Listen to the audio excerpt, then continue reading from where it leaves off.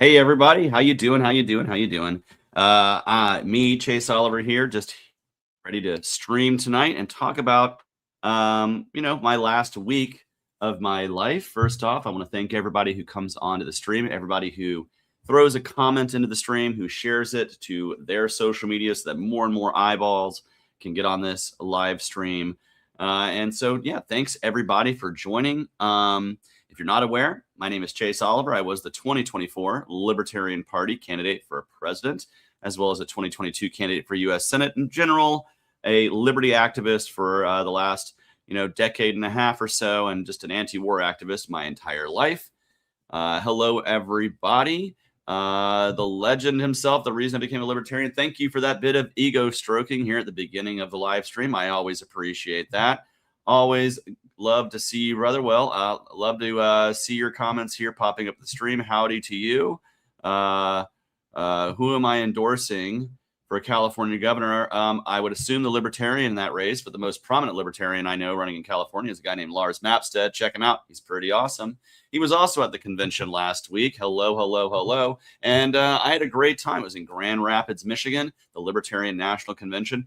My first one where I'm not running for anything in a while. So it was like the first real regular convention for me where I wasn't extremely stressed out. Let's put it that way. 2 years ago when I won the nomination, while it was an amazing experience, it was also probably the longest I'd gone without sleep ever. I went basically 3 days without sleeping at all because of anxiety and just wanting to win that nomination. But it was a great time out in Grand Rapids. Libertarians getting together. It's always a great time. It's always a fun time. Always a time for great individuality. And, much merriment was had. I had a great time seeing lots of people I haven't in a while. But we also got down to business. We did a little bit of a business meeting. And we elected some officers. We heard some speakers. There was some good, the bad, the ugly. And I just wanted to come on and maybe just talk about it a little bit. And, talk about what I did that weekend, but also about the folks who have gotten elected to do the business of the party and the business of the party itself. And because of that, I knew I couldn't do this all by myself. I knew I could not be alone and talking about a libertarian convention because that would require me to hog the mic like Mr. Aaron Starr. Just throwing a joke out there. He's a guy who talks a lot of the microphone, if you're not aware. For good, bad, and the ugly. But I'm going to be bringing on one of our newest members of the LNC. She was recently, as recently as last week, elected vice chair of the Libertarian National Committee. I'm really happy to have her on. I've been on her podcast. Now she's on my live stream. Welcome, Amanda Griffiths. Round of applause. Hello. Great. Hi there, Chase. How are you doing? I'm doing good. I'm in a really good mood. I feel like, for all the frustration I might have had for some part of the convention, we did a lot of great things last week, including, congratulations on your election. Thank you. It was a pretty quick one, I believe, though there was like 20 candidates. It really felt like the 2016 Republican primary with how many candidates were on stage during that debate. But you did great, and welcome on stage. And, saying hello to you is also new LNC member Keith Thompson. Well, not new. He's now an at-large. Yes. But he was just a region rep, and now he's at-large, but part of this new LNC as well. So how does it feel to be elected to the LNC? Are you already completely jaded and swamped in the work and just wanting to really bail? No. How has it been this last week? It's been great, not jaded yet, although there is a lot of work to do. So I've been really excited to get to that work.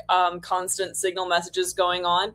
But no, it feels wonderful. I think that a lot of times people are elected to the LNC into political office that claim not to have really wanted the office. I wanted to be vice chair.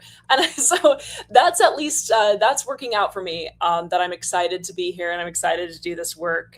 There are a lot of things that, we need to do together as a team. So that's something that I'm looking forward to. Awesome. Well, I was excited to see you get elected. We had some great candidates on stage, some people I'd never heard of before, frankly. We had a lot of people on that stage running for vice chair. But I'll be frank, it was between, you and another great guy that I know, Tony DeRazio, out of Pennsylvania by way of New York. I came to both you and Tony. I came to you both plain and simple and was like, tell me what you're going to do as vice chair. And I really had to think on it. And this is no shade to Tony. I love him to death. He's worked hard on my campaign. If you hadn't been elected vice chair, I would have hoped it would have been him. And I just want to say, you know, just from one guy who knows Tony to somebody who's the vice chair of the party, who might have a little sway on some things, I'm going to encourage you to put him on whatever committee you think he will do some great work on. He's been a dedicated party volunteer, and I'll go to the mat endorsing him for, you know, really wherever you think his talents are going to be well placed. I'm sure he'd be willing to step up and serve the party. So just keep him in mind when you guys are looking for people to put on those committees that are very important. You know, we have a lot of stuff to get ready for. Our next convention is not even 2 years away. It's like a year and a half away.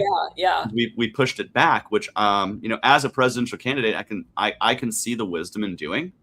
So we can get our next nominees like really out there and campaigning hard and get it done as quick as we can. So our newly elected chair is also agreeing with me. Tony D is great, says Evan McMahon. Well, that tells me that there's probably going to be a place in the party for Tony doing some great work in the future. But I'm looking forward to El Paso. So is building fins up here. But it is going to be an expedited time. So you guys have a shorter like LNC window before the next convention to get a lot of this work done. So do you feel a little bit of the time crunch there? Absolutely. Yeah, there are a lot of things that we need to get done. And the good thing is that we have a great team. We have people who are willing to do that work. And then there are also people off of the LNC who are willing to step up and step on board. People like Tony, people like some of the folks in and outside of LPA.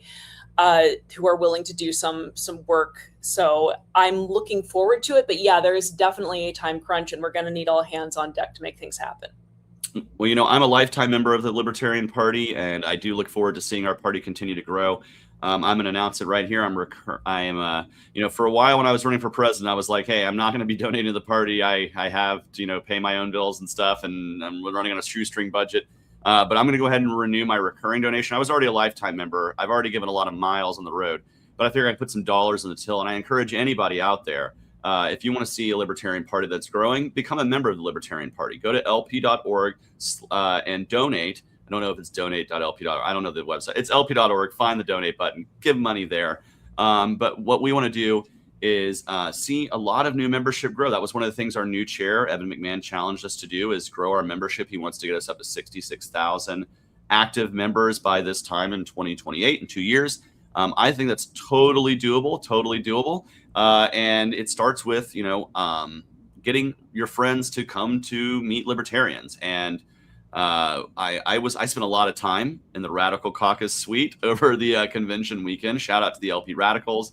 Shout out to the LT Povertarians, of which I'm a member. I'm a paycheck to paycheck living human being, just like a lot of working Americans who inflation affects. You know, when the Fed prints the dollars, I feel that inflation, right? So, you know, I spent a lot of time up there meeting folks, and I got to see a little video. I wasn't in the room when it happened, but Evan McMahon challenged us to find 5 friends to bring to an LP social event, not a business meeting, but a social event, so they can see us being, you know, having a good time and being a welcoming group of people who can accept people in, answer questions. That's the most important thing I think new libertarian, you know, people can do as libertarians, is answer those questions that people come to you with, like, what are you going to do about the roads or whatever, but do it in good faith and with a good heart. And I'm ready to do that. So I will be hosting some sort of libertarian social in the Atlanta area. I'm going to find a place to do it, and try to bring at least 5 new libertarians, as well as some old friends from the Georgia delegation on out to have a great time. And I encourage everyone out there, easiest thing in the world you can do is just have a, you know, nice house party where you can bring some folks in. So that being said, you mentioned a lot of work getting done. Yeah. You know, I do feel like let's just go ahead and rip the Band-Aid off of like the most controversial work that's been done in the last week. I don't think it's very controversial. I think it falls in line with, I don't know, our party following its bylaws and actually like holding ourselves to account. A big part of libertarianism and the libertarian philosophy is honoring a contract, and affiliates and national make a contract with each other when they affiliate with one another. And the Libertarian Party of New Hampshire, by a wide margin vote of this new LNC, was disaffiliated in the first LNC meeting. You know, if people were looking for cause, I was not endorsed by them. It's fine not to endorse me, but what did happen is they also endorsed one of my opponents, namely the war criminal Donald Trump. And in doing so, sullied the name of libertarianism by backing a war criminal, by backing a statist, by backing somebody who trades influence with state power. And that, and with some other things, I believe, led to their disaffiliation. So I'll let you take the floor for a minute to discuss that and your yes vote, which was one of the many yes votes. Yes. So you are absolutely correct that there's a lot of leeway that we grant to states in terms of what they're able to say, what they're able to do. But one thing that's very clear in the bylaws is that you, as a Libertarian Party affiliate, do not endorse a non-libertarian in a federal election, in a national election. And the Libertarian Party of New Hampshire very clearly did that. This is not, there's a published statement, there's a press release, they did all of that.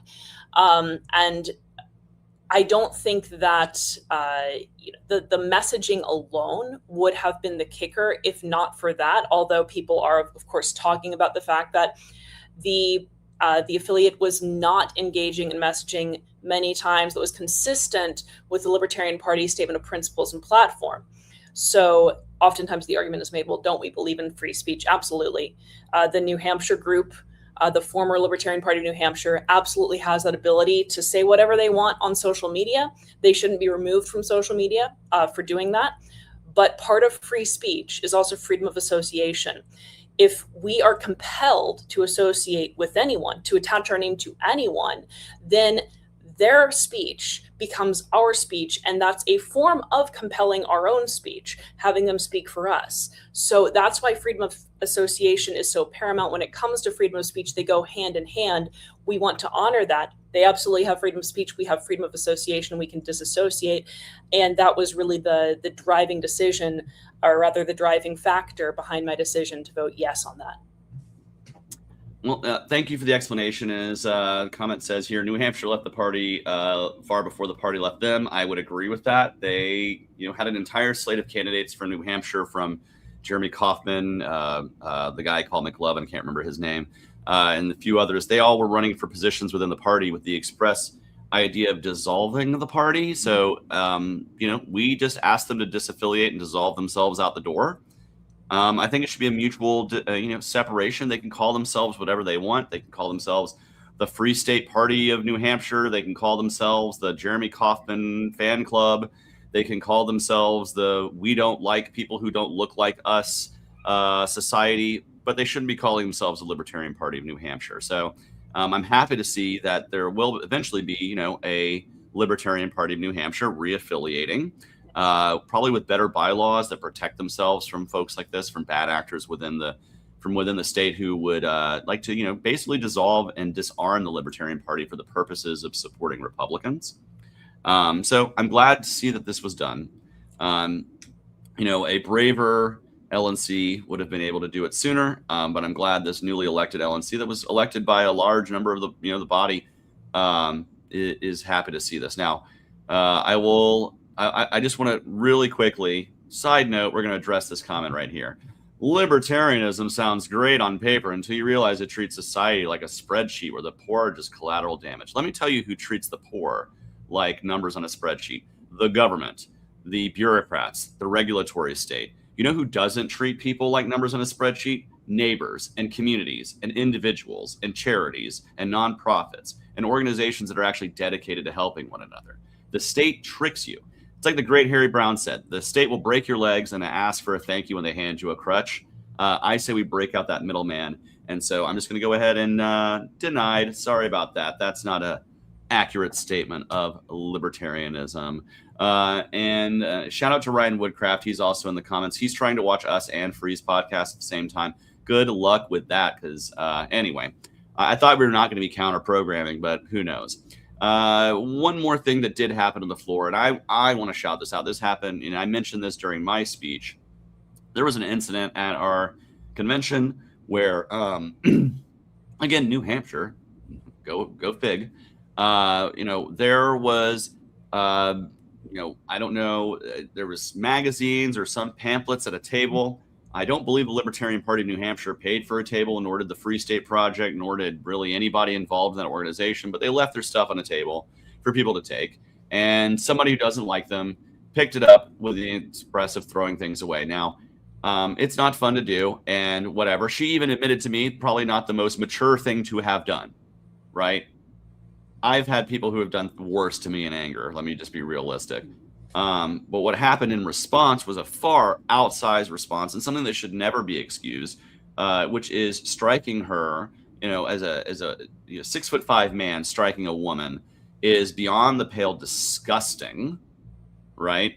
But that is, and what's even worse is trying to use, oh, well, she picked up some pamphlets of ours, some free magazines of ours as justification for that. That speaks to how low of a human being you can be to justify that kind of violence. And the fact that you would justify violence for something like that, but you also endorsed Donald Trump, who drone bombed the entire Middle East, who built a disgusting wall on our southern border that stole people's property through eminent domain, that supports a national security state, the ICE and all this stuff. If you can say that it's worth striking somebody over picking up your pamphlets, but you excuse that behavior from the literal government, question your libertarian credentials. Just go ahead and walk out the door. You're not really libertarian. And well, as we've seen, there we go. So I'll just leave that at that. But I did mention that in my speech, but we had some other great speakers, I think, at our convention. I really enjoyed, of course, I heard, after me was Dr. Joe Jorgensen and Rebecca Whiting the day that I spoke. Shout out to Rebecca Whiting. If you've never heard her speak about what it's like to go through war, it will make you an anti-war person. You can be the most flag-waving neocon. I swear, if we could just strap Lindsey Graham to a chair and make Rebecca Whiting recite what she went through, even he would break. Because it's absolutely harrowing what she went through. And I don't know if you caught her speech at all. I did, and it was fantastic. It's rare that someone can merge that emotional appeal with something that is, logical and rational and grounded in reality, and she was able to do that. She was, I would say, one of the best speakers that we had at convention by far. Very, very heart-wrenching story, but was very, very glad to have her there. Yeah, and I actually campaigned with her during her last senatorial campaign in 2024 at the Minnesota State Fair. And, for all this talk of division within our party and whatnot, she was on the Mises caucus, or I don't know if she is or not, but, that's what I had heard. And, and sometimes, maybe there's that divide right there. But when we met, and I was like, oh, you're a former combat medic? You don't that's your thing? Let's campaign immediately together.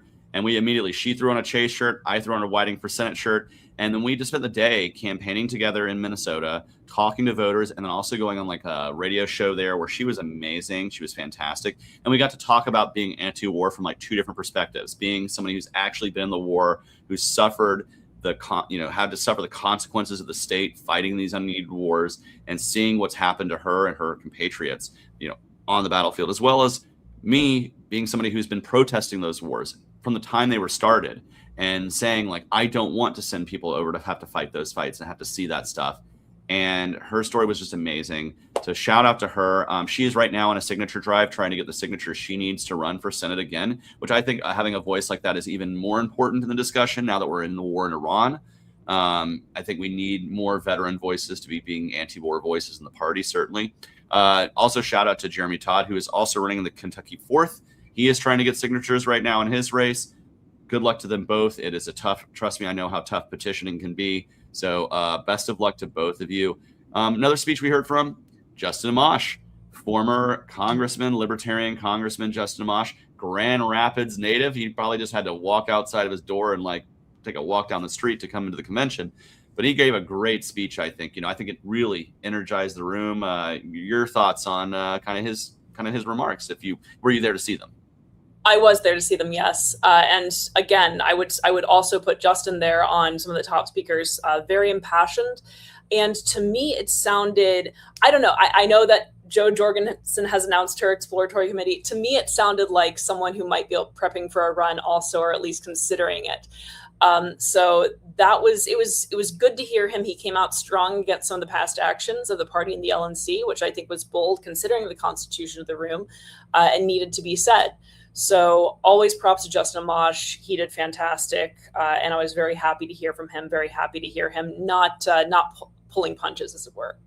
Yeah, I will say it did sound pretty polished, like something you could hear as a stump speech. You know, a lot of things he said I think could resonate, not just in a room full of libertarians, but just in a room full of voters in general. And you did mention Dr. Jo Jorgensen. She also spoke after me. She spoke about the changing dynamics between the fight between left versus right and how that's changing in America. And she did just recently announce her exploratory committee. I want to say this, whether she wins the nomination or doesn't, whether she even runs or not, I think Jo Jorgensen is doing the right thing by forming an exploratory committee. That's something I did at the beginning of this process. You know, I was just coming off a Senate race when people started calling, asking me to run for president. And I was like, man, I really need to take some time and see what I can do and see what the temperature is before I really dive headlong into another nationwide race. And so I'm really happy that she is demonstrating the actual way to do this. If you really do want to explore running for president, let me just tell you right now, ran into a lot of friendly folks, but don't come to me at the next convention with the piece of paper and say, you're going to endorse me for president, right? That's not the way to do it. The only person I will give past that is the 15-year-old who said, when I run in 20 years, tell me how to do it, right?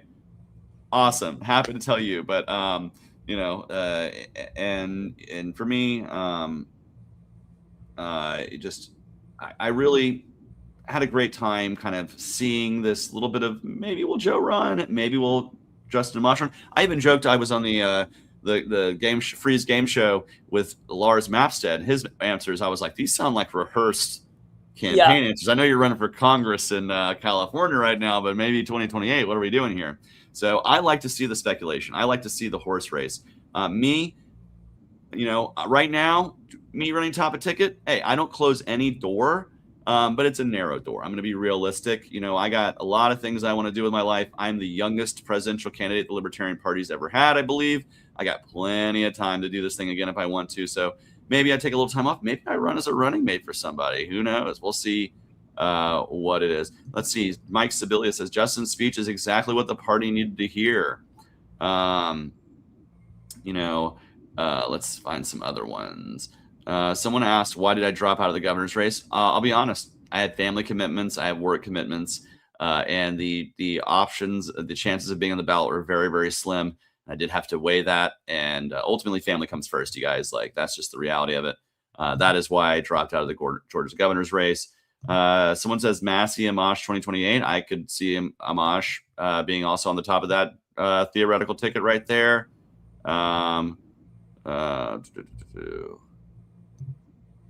Scroll his timeline. Chase was pretty open about why. I don't know what that means, but yeah, I'm an open book. Ryan knows me. He knows me. Chase gave a fired up speech also. Go ahead and stroke that ego. That's fine. I'll take that. I gave a speech I think needed to be heard in the room. I wish I had said a few things. That leads me right there. You know what I mean? I mentioned this before. So I was going to say a couple things, right? Right. That I forgot to say. Mm-hmm. I want to set the record straight. And this is something I should have said in my speech. I get a lot of internet naysayers, you guys. So I was going to say this while I had a big microphone. Now I have a tiny little microphone on my social media, but let it be heard loud and clear. I'm just going to say this.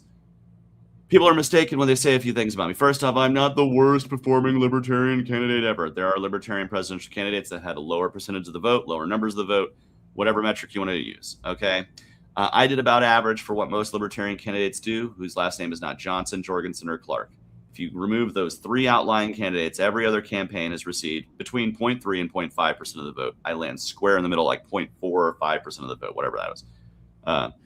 I'm very proud of the work I did because I got the average, despite the fact that I'm the only libertarian presidential candidate who's ever had to run while his own party leadership was actively selling out the duopoly, embezzling money, creating legally dubious fundraising schemes with Robert Kennedy Jr.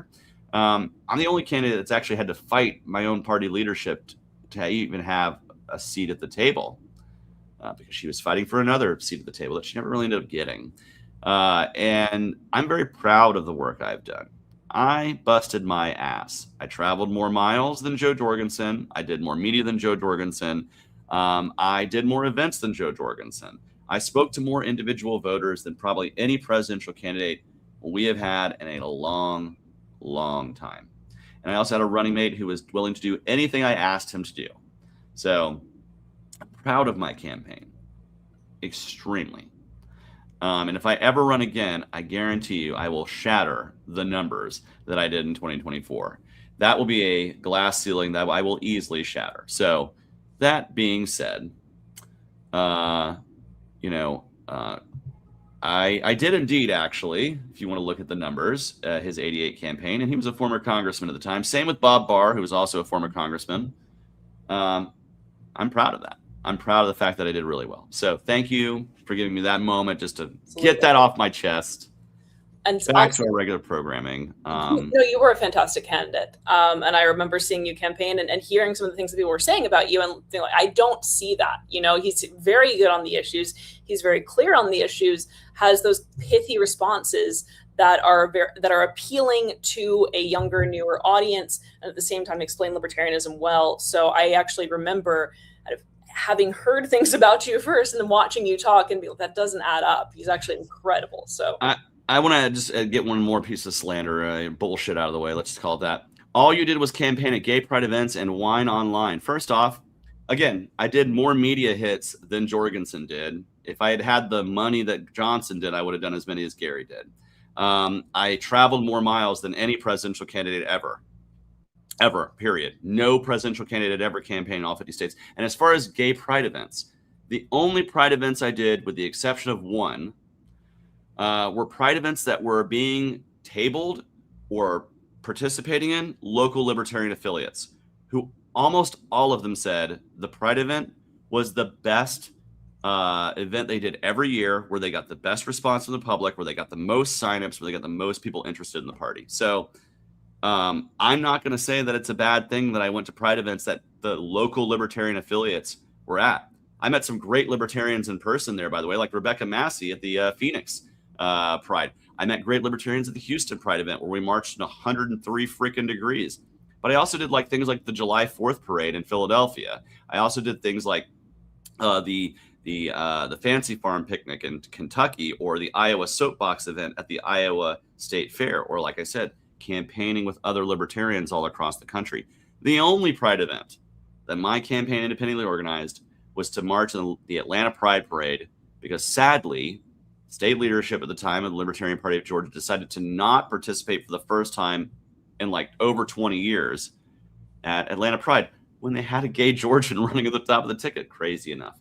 Yeah, you can throw that bullshit right where it belongs, because that's what it is. I campaigned very hard, and it certainly wasn't all pride events, because I could have gone to a way, way, way more places if I'd really wanted to be that. But and that being said, go to my platform on my page. That's the other thing. They say, oh, you only ran on gay stuff. Look at my platform page.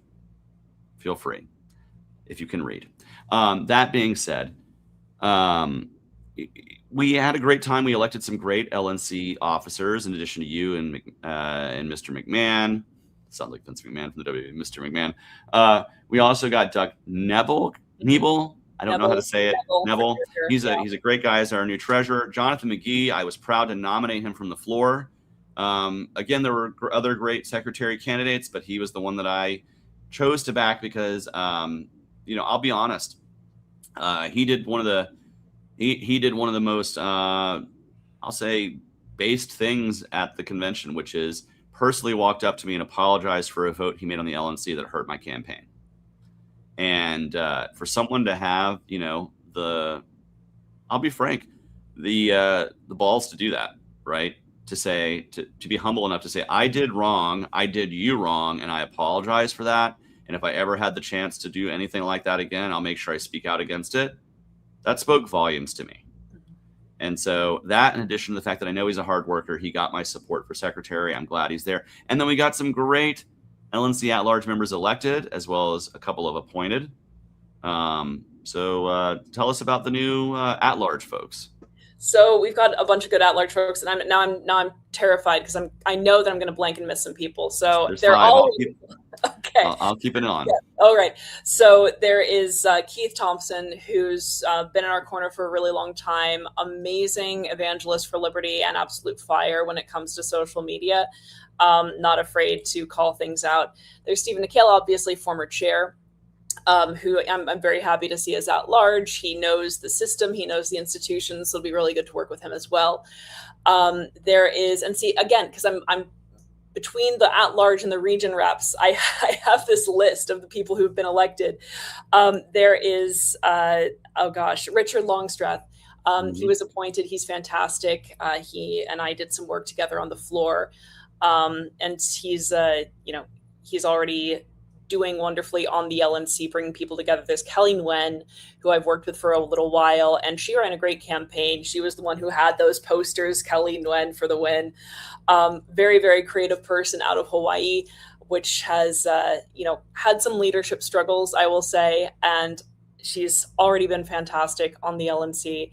And now there is, I know, a 5th person who I know that I like too, and I'm absolutely blanking on this. So who's the other one who was appointed? There's the other one that's appointed. Well, that was Stephen Nikhila, and that was Richard Longstreth. Longstreth. Yes. Oh my God! Now I'm blanking. No, so I had 4. Yeah, there. Somebody help us in the comments. Who did we miss? Oh gosh, this is gonna be awful. This is gonna get clipped forever. I know they're that. gonna get a good 60-second telling them how great they are, because I'm trying to remember who it is too. Yes. Well, so there's gosh. What? Redpath, Bill Redpath. There you go. Yes. See, I just assumed Redpath was like institution. So yeah, there we go. He's forever a treasurer. No, Bill Redpath, best voice on the LNC by far. Thank you, Joe Hanoush, my new region rep, for sparing me of that. I can't believe that I forgot Redpath, because as anyone in LP Alliance knows, I am absolutely obsessed with his voice, and I love when he gets kind of spicy and angry during LNC meetings. And there's my alt for the entire list. Thank you, my region rep and region alt. Thank you. Yes. Oh, Tim, you're just a salty boy in the comments, but that's fine. I've already given you enough attention today. Now, let's get back to, weirdest thing for me. And, I wanted to say, it's kind of cool, but we have a thing called a judicial committee. And we have 1 round of approval voting. And if you don't get over 50%, you don't get elected. And only 2 people manage to be beloved by half the room or more. No, I'm just kidding. Right. But, 2 of the, I would say, most beloved people in the party, which would be Ovens O'Brien and Ken Mullman. So their job is now to appoint the remaining 5 members. I don't envy that position. I know they have to probably weigh, a bunch of different schools of thought of how to do that and what's the best way to do that. And I'm going to trust them because, I do actually trust the both of them to do a really good job at figuring out some great people. They're it's kind of like the Supreme Court of the Libertarian Party when there's internal party divisions. And someone wants to appeal the ruling of the chair, they can take it to the judicial committee, who then kind of interprets. It's a check and balance against the, ideally it would be a check and balance against the rule of a chair. If done properly and fairly, it would just adjudicate disputes in a way that doesn't require us to have to go outside of the LNC to get that stuff done, right? It's just an extra way for us to not have to get the state involved a lot of the times. So I wish them the best of luck. Yeah, they're going to be busy too. They're going to be very busy. And it's, New Hampshire has the appeal. Pretty sure it's automatic. So it's going to be a number of cases on the docket for them, I'm sure, this coming cycle. So, congratulations and thank you for volunteering to run, to Ken and Ovens. And I believe they'll pick a great team. Yep. Well, Mike Sibilia is putting himself out there if he wants to. Saliba, sorry. I'm terrible. That's my dyslexia. Mike Saliba. And let's see, but we have a lot of great people in the party. If I was to bend the ear of those 2 folks just to give them some guidance, I would say find people who have been longtime partisan members of the party, people who have been dedicated to the Libertarian Party, ideally who have some great legal expertise or investigative expertise. Now, that being said, one of the guys who is high up on that list is Jake Porter. I think he'd be great. I also think Jake Porter would be great as just the lead investigator for the LNC. So if the LNC ever requires anything to be investigated, looked into, turn up some rocks and find out what's underneath, he would be great at that. Honestly, just make him the official private investigator of Libertarian Party if such a position exists. But shout out to him too. I really enjoyed getting to meet him. I enjoyed meeting so many people, and again, being able to do so where I'm not having to beg for votes of delegates, like, please tell me what you need me to hear. Tell me what you need me to say. Like, I mean, that was me on the floor. I felt very bad because I had to go to people like, I would love to have your vote. And it feels so corny and canned every single time. Welcome to the world of whipping votes and whipping delegates. Right. But, you know, I was happy to whip for you. I was happy to whip for a lot of great candidates, including Evan. You know, I do want to just share one anecdote. You know, there was a group out over by the Libertarian Party of Arizona delegation. They invited me out to a prayer at some point during tabulation of one of the races, and Evan gave, you know, I felt a great prayer, and a lot of people don't know that he's an ordained minister. So, you know, a lot of that is because of his redemption story. If you're not familiar with his redemption story, just ask him, he'll tell you. You know, but I think it was a great time for me to remind people that, like, when I was at the 2020 convention, the Codevention, as you want to call it, in Orlando, I was just talking to a group of people, and Evan just happened to be around me. And I said something along the lines of, well, you know, there's no real room in the church for gay people. And that was legitimately how I was feeling at the time, based on, you know, a lot of the opinions I had been hearing. And for me, it was really advantageous that, you know, Evan was there. And what he did was, he said to me, like, you know, I'm a member of my church. I'm gay. And that guy, Adam over there, he's a Lutheran minister. Like, he literally leads a church. He's gay. And Evan or Ethan over there, he's a deacon in the Episcopal Church. And, you know, he is somebody who helps his church as a member of the church, as a member of the church body. There's room for you in the church. You just got to find a church. And in that weekend, I talked to all of them, and I rededicated myself to my faith at a time when I was really intent on walking away from it. And so I just want to say, like, you can say what you want about people's libertarian policies, but that deep down showed me that Evan's a real one. And so I'll go ride or die for him. Yeah. Now, I do want to say this. Now, I mentioned redemption story. And of course, Tim, I'm going to give you one more bit of attention. Evan is an armed robber. How is that libertarian? First off, was an armed robber. He's not one currently, but he'll be the first to admit he did a really bad thing almost 25 years ago when he was so effed up on alcohol and drugs that he doesn't even remember that night, that it took him over a full day to get sober enough to blow into a machine so that he could appear in court. And in doing so, he faced a tough sentence, probably was over-sentenced because of the way his public defender had treated him. But that over-sentencing actually forced him to get clean and sober, which he's been for over 20 years now. He's found religion, and he has, you know, made a better life for himself because he recognized that he needed to get help for himself and helped himself. That's libertarian as fuck, bro. Get over it. We believe in redemption in the world. And as a Christian, I believe that people can make themselves better through tearing themselves down and recognizing their humility, their vulnerability, and recognizing what they need to do to fix themselves. And that's exactly what Evan McMahon did.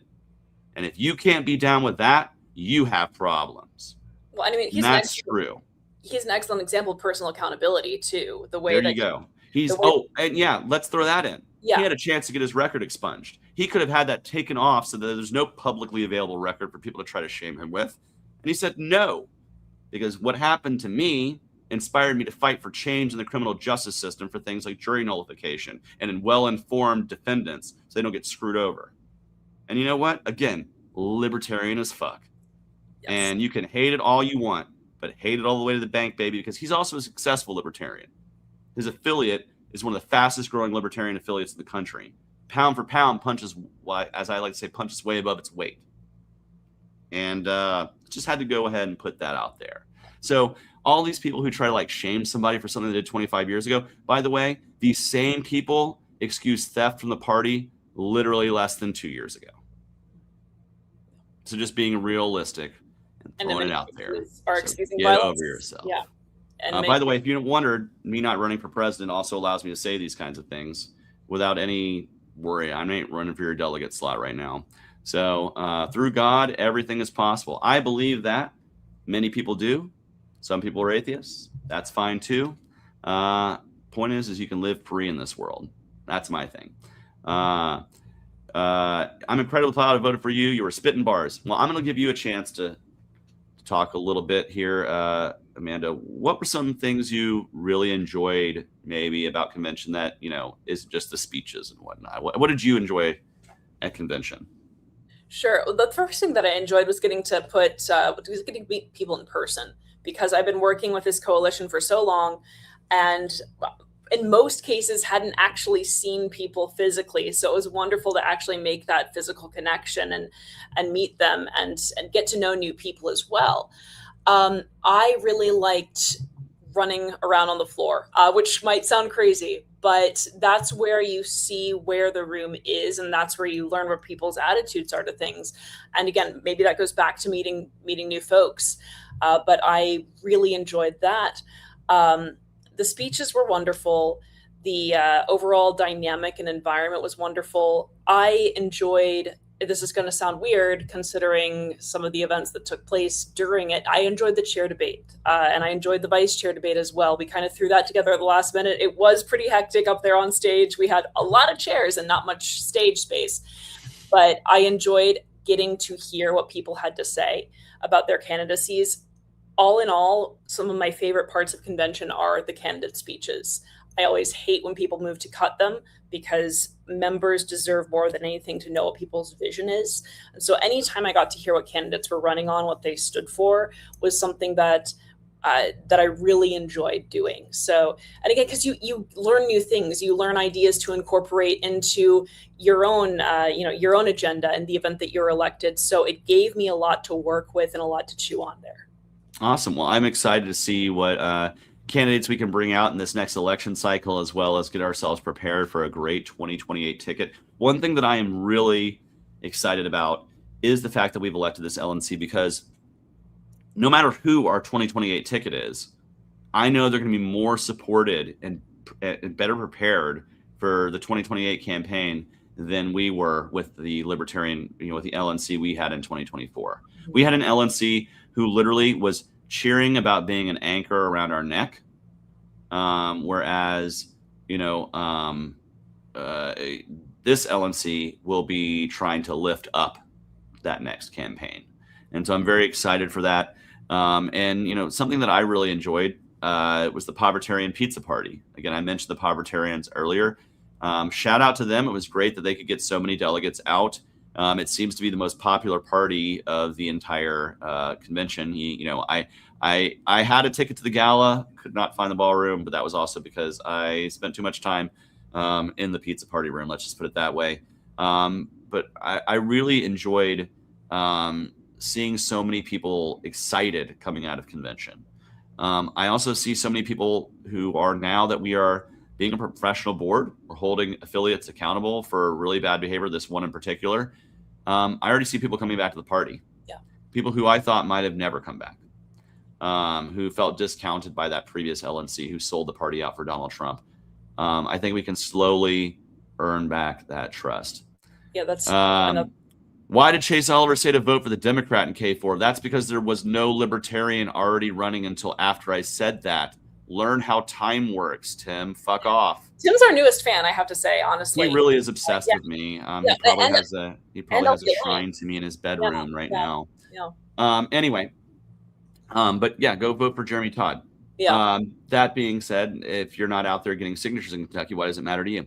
I'm a monthly donor and I intend to buy a lifetime this year. Excellent, Rachel. That's good for you. We love to see it. Get that lifetime membership. Become a member of the, I look forward to seeing you at the next Torchbearers Club.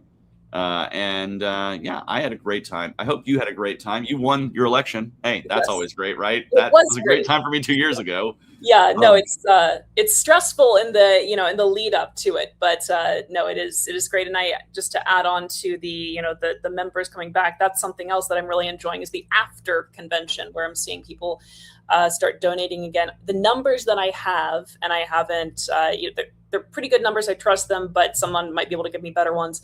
First 9 hours following that first LNC meeting, we got $20,000. That's lovely. Well, Mike says he can't wait to see the spike in donations. Well, you can make it happen, Mike. Give money at lp.org and encourage your friends to do the same. We'll be sending a donation for 8609. No idea why 8609 is the number, but you know what?